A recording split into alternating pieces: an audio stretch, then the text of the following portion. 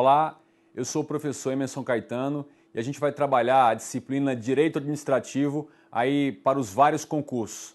O nosso tema inicial é a distinção entre Estado, Governo e Administração Pública. É fundamental para os vários concursos e para a compreensão dos demais institutos e temas aí do direito administrativo. Aqui na tela está o meu nome e o Facebook aí, você pode seguir lá. E o assunto agora é Estado, Governo e Administração. Muito bem. O que a gente precisa compreender aqui? Primeiro, a gente vai ver os conceitos aí envolvendo Estado, Governo e Administração. Vamos analisar os elementos aí de cada um desses três institutos. Teremos também os fins, os poderes e as funções essenciais, especialmente aí do Estado, a organização de cada um deles, a natureza e os princípios que envolvem cada um desses três institutos.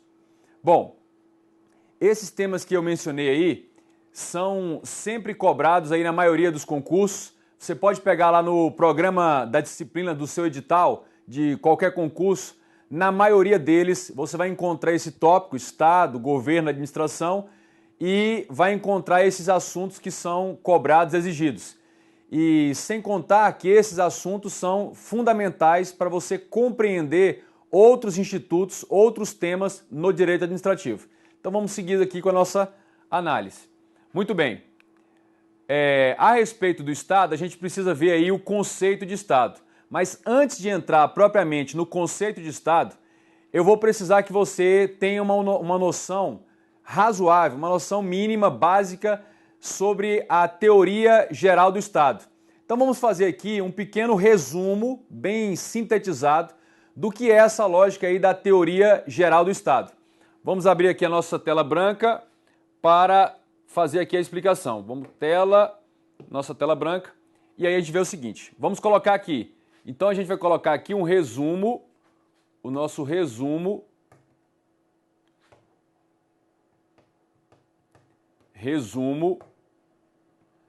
da teoria, T de teoria geral do Estado. Teoria geral do Estado. Isso aqui é fundamental para você compreender a relação entre Estado, Governo e Administração Pública. Muito bem. Então comigo aqui, olha. Essa teoria foi desenvolvida mais ou menos ali por volta do século XVIII por alguns estudiosos que ficaram conhecidos como os contratualistas. Entre eles a gente pode citar lá o Hobbes, o Rousseau, o Maquiavel, o Locke, são os mais famosos aí que estudaram aí a teoria e desenvolveram a teoria geral do Estado. O que eles fizeram? Eles começaram a analisar a sociedade europeia em que eles viviam ali mais ou menos por volta do século XVIII e começaram a tirar algumas conclusões e fazer algumas análises, sempre projetando para o passado. Até ninguém sabe onde ou quando, mas o que eles focavam, na verdade, era a evolução que permitiam eles conviver em grandes grupos sociais, em grandes coletividades. Então a primeira constatação foi o seguinte: se nós, os contratualistas, estamos vivendo aqui no século XVIII, mais ou menos no século XVIII, em grandes coletividades de pessoas, é porque em algum momento os seres humanos começaram a se agregar em grupos, em tribos, clãs e começaram a formar coletividades de indivíduos, de pessoas. Então vamos colocar aqui, os seres humanos começaram a conviver em coletividade. Eles chegaram a essa constatação. Então aqui suponhamos que cada pontinho desse, as dezenas, milhares, centenas de pontinhos desse, eram os seres humanos aí convivendo em coletividade. Então comigo, eles fizeram uma constatação óbvia. Se naquele momento, século XVIII, eles estavam convivendo em grandes grupos sociais, em grandes coletividades de pessoas, aí você pega a França, a Itália, a Alemanha, é porque em algum momento no passado, que não importa quando e onde, os seres humanos começaram a se agregar e conviver em grandes coletividades de pessoas. Bom, essa convivência em coletividade necessariamente acarretou e acarretaria este fenômeno, aqui na tela. dentro dessa coletividade, um indivíduo A qualquer iria travar uma relação jurídica com o indivíduo B. Então, dentro da coletividade, dentro de qualquer coletividade de pessoas, os sujeitos do tipo A e B iriam travar relações. Nós não estamos falando ainda de jurídico, de relações jurídicas. Estamos falando de relações entre pessoas. Muito bem. Numa coletividade, essas relações do tipo A e B, então numa coletividade, essas relações que estão aí na tela entre A e B, elas iriam se multiplicar às dezenas, centenas e milhares, à medida que a coletividade ia se tornando mais densa e mais intensa. As relações iriam se multiplicando numa velocidade muito grande. Muito bem. Isso faria com que essas relações fossem se intensificando.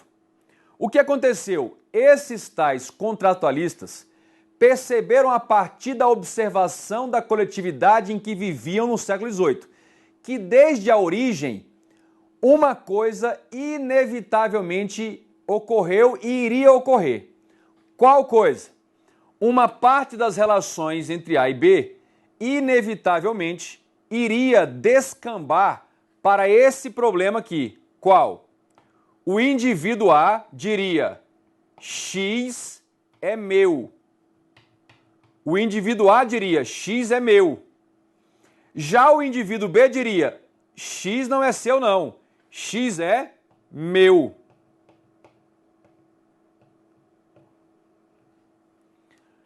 Diante de uma circunstância como essa, em que numa relação entre A e B, os dois indivíduos estão conflitando por um interesse, estão desejando o mesmo objeto, a mesma situação, isso surge o que eles contratualistas denominaram, e nós também denominamos assim desde então, de conflito. Conflito de interesses.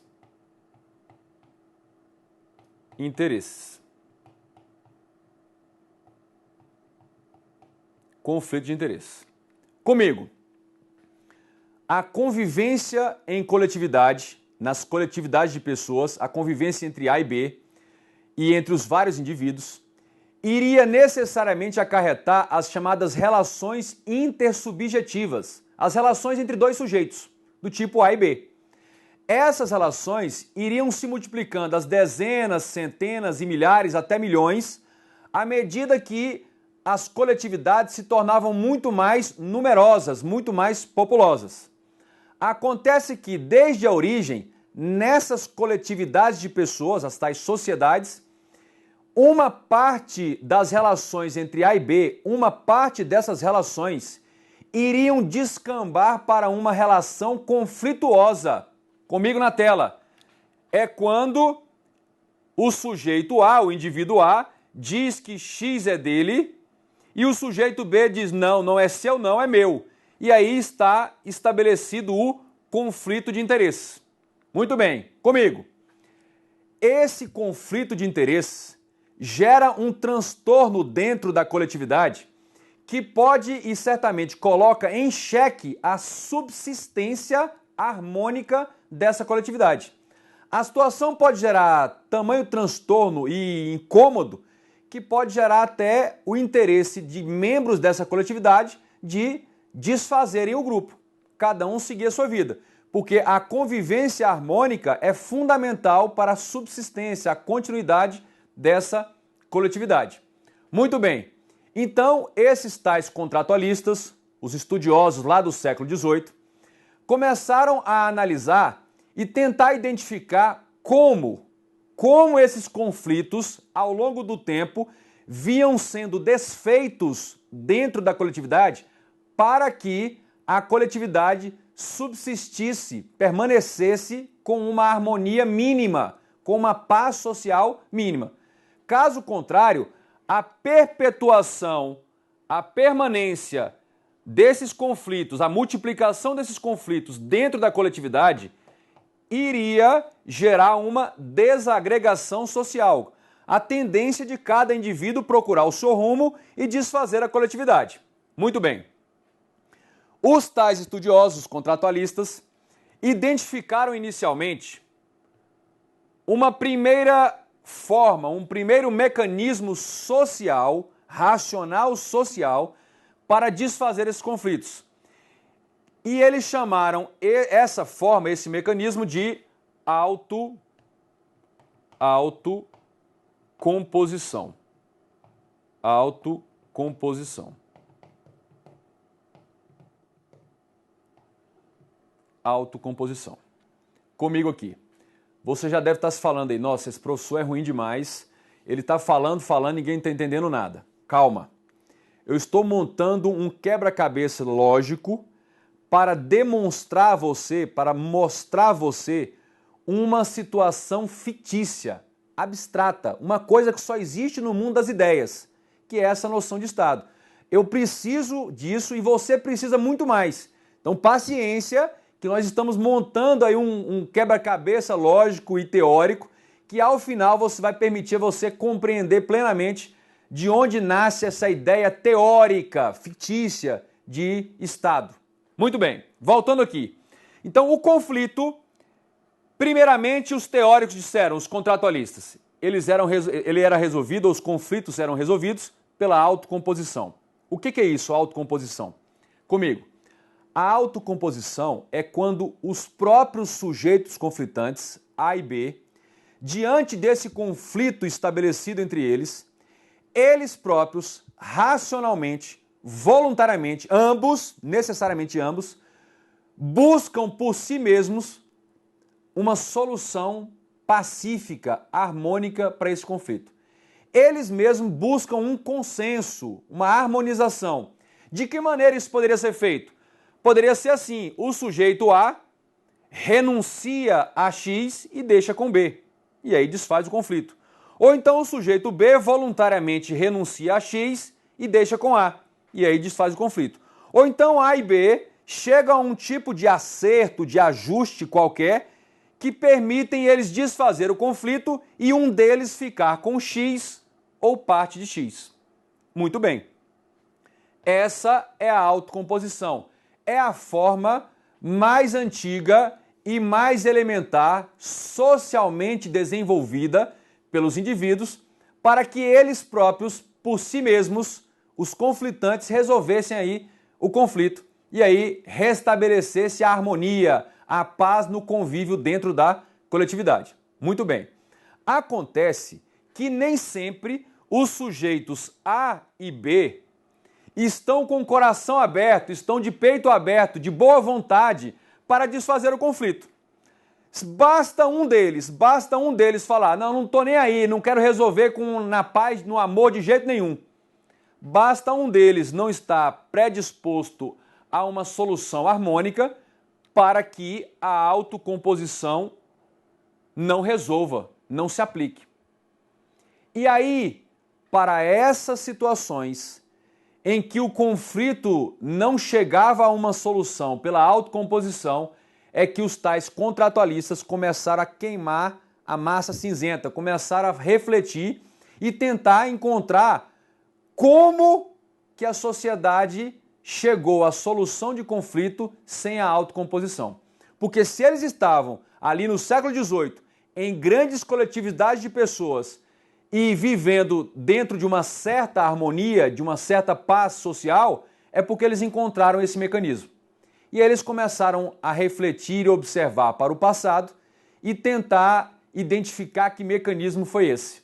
Bom, eles falaram, se não é autocomposição, ou seja, uma composição de dentro do próprio conflito, uma solução pelos próprios conflitantes, só poderia ser uma heterocomposição. Vamos anotar aqui para você identificar a nomenclatura. Heterocomposição.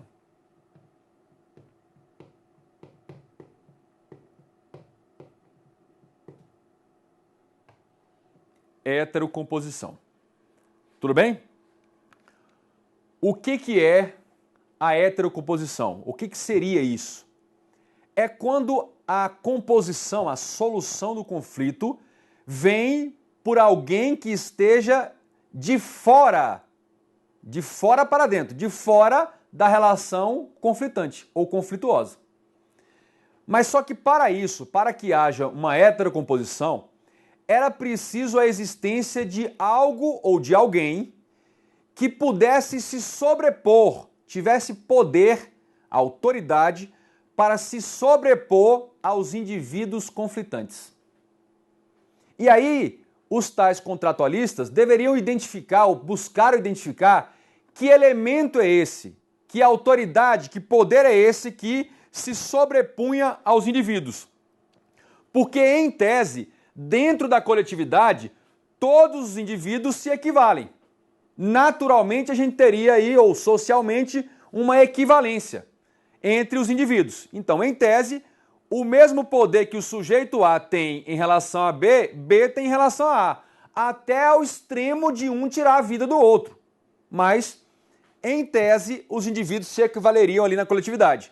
Se A se associasse a um F, B poderia se associar a um G, e aí já equilibraria as forças novamente. Bom, então os tais contratualistas, nos seus estudos, desenvolveram a tese que marcou aí, que os tornou conhecidos de lá para cá. Eles disseram: os indivíduos, à medida que começam a conviver em coletividade, eles começam racionalmente a perceber algo até de certo modo óbvio, que para viver em coletividade, você já não pode ter as mesmas e todas as liberdades que você teria vivendo sozinho no planeta. Para conviver em harmonia dentro de uma coletividade, você vai ter de abrir mão de suas totais liberdades para poder manter esse convívio. Então você, em outras palavras, o indivíduo na coletividade já não pode fazer qualquer coisa. Ele só poderá fazer até o limite de não causar um transtorno, uma violação aos interesses dos outros. Então, eles disseram, aos poucos, paulatinamente, os indivíduos que passavam a integrar, a formar um grupo, eles foram racionalmente percebendo que deveriam abrir mão de parcela de seus poderes e liberdades para fazer qualquer coisa e se dobrar a uma ordem mínima de convívio, a um conjunto de condutas que deveriam ser observadas para que vivessem em harmonia. Ao aceitarem a ideia de que cada indivíduo deve se dobrar a essa ordem mínima, é porque eles estão reconhecendo um poder que está acima deles. É como se algo invisível fosse poderoso o suficiente para submeter cada membro aqui da coletividade. Esse processo paulatino foi denominado, identificado e denominado pelos tais contratualistas como sendo aqui a setinha, pacto ou contrato, coloquem aí, pacto ou contrato social.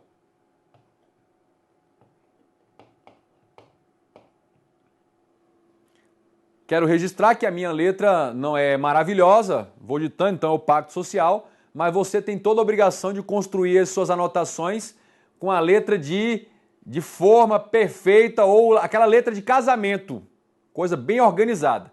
O que não é uma obrigação minha, mas para você sim, porque você vai precisar reler esse caderno. Eu não.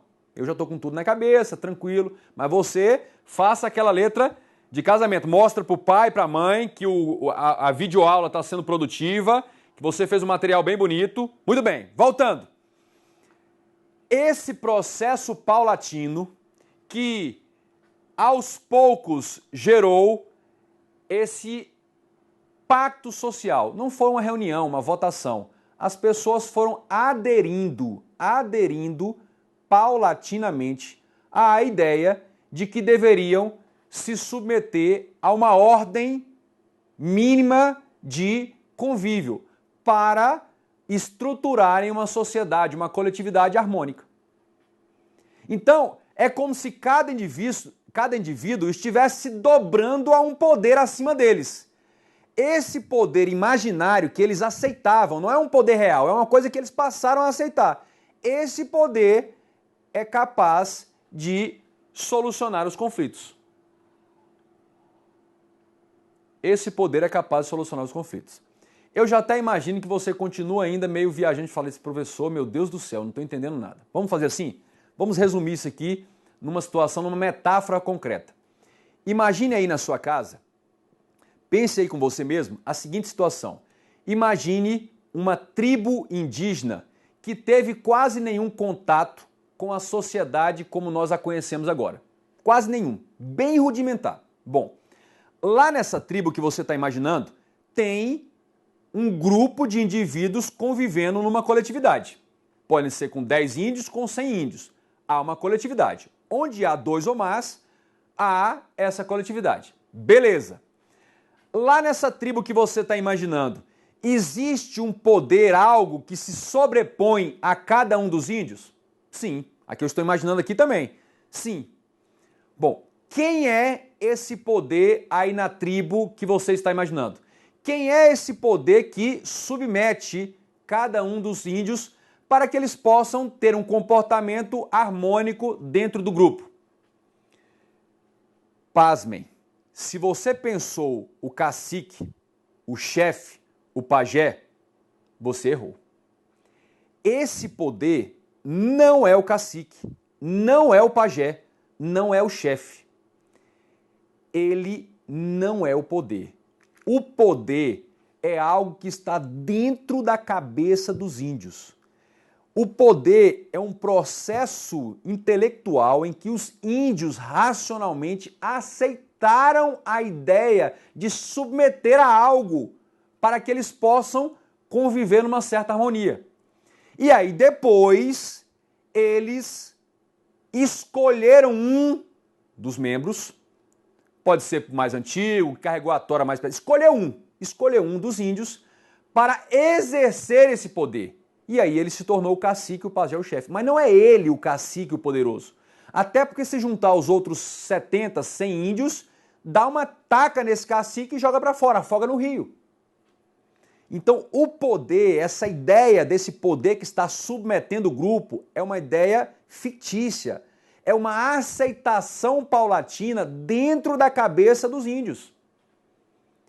E aí escolher alguém para exercer, para representar esse poder. Mas esse alguém não é o poder. Ele exerce o poder. A mesma coisa acontece aqui nas sociedades, entre aspas, civilizadamente mais evoluídas, ou como queira. Tudo bem? Nós também aqui no Brasil, assim como na Argentina, na França, vivemos submetidos a essa ideia, a esse poder, porque formamos aí o nosso pacto ou contrato social.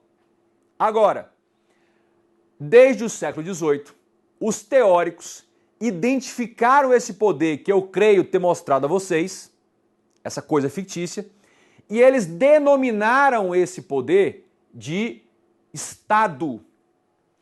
Essa coisa que brota aqui, essa coisa que brotou aqui, eles chamam de Estado. O Hobbes chamou de o Leviatã, uma coisa tão poderosa, um gigante que não dá nem para mensurar. É o Estado. Então o Estado nada mais é do que esse poder invisível que nasceu do próprio povo, da própria coletividade, ao qual nós nos dobramos, nos submetemos. Agora, esse poder, como é uma mera ideia, uma coisa fictícia, ele precisa do seu cacique, ele precisa da pessoa ou das pessoas que o exerça. E aí nós passamos a denominar teoricamente quem exerce, quem é escolhido para exercer esse poder, esse grupo de pessoas e estruturas escolhidas ou montadas para exercer o poder, nós chamamos teoricamente de governo. Nós chamamos de governo. Nós chamamos de governo. Volto a lembrar, você tem de anotar com aquela letra perfeita letra de convite de casamento. Muito bem. A minha tudo bem, a minha pode ser bagunçada. Então é o governo.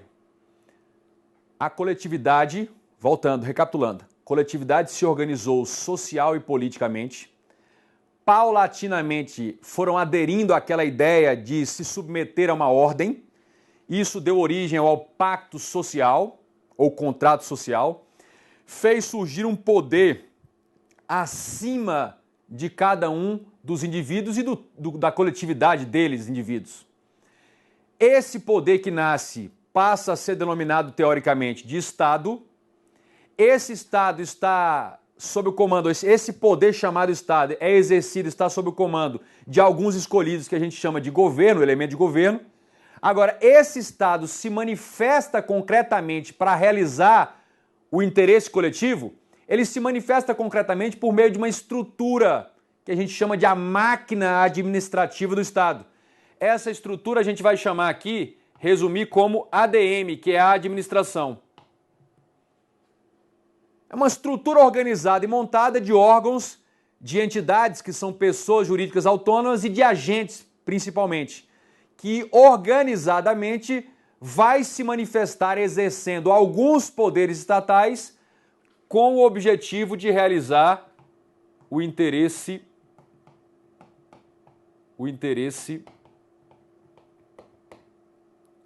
coletivo. Realizar o interesse coletivo. Comigo, na tela, atenção agora para o fenômeno completo.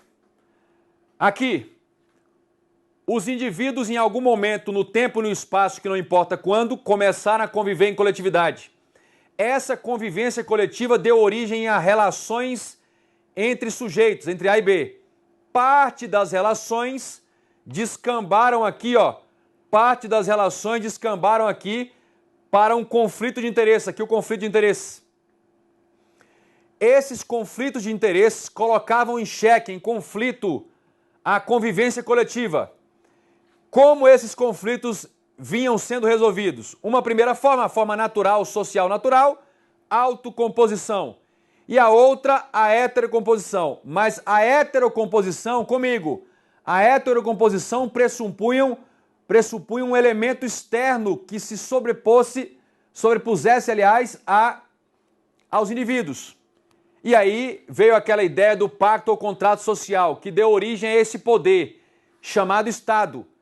O Estado é esse elemento capaz de exercer a heterocomposição. Heterocomposição.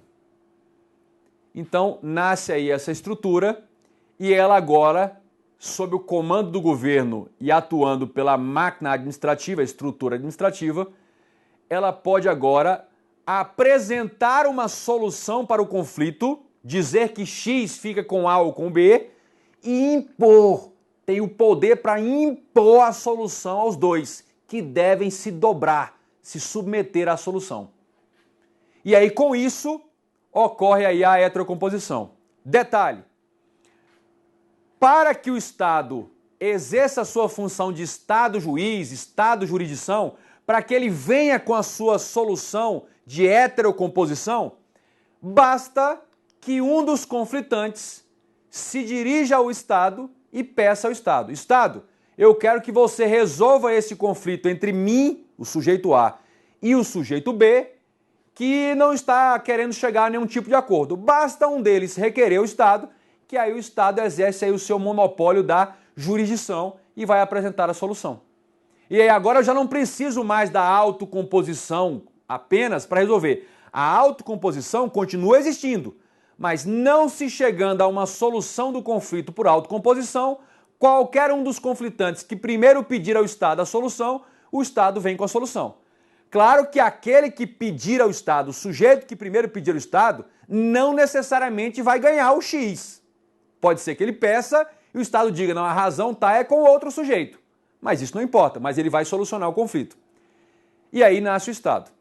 O Estado nasceu como uma ferramenta tão importante, tão boa, que agora, além de trazer a heterocomposição, a solução dos conflitos, ele já pode editar as leis, as normas antecedentes orientando as condutas. Ele pode legislar.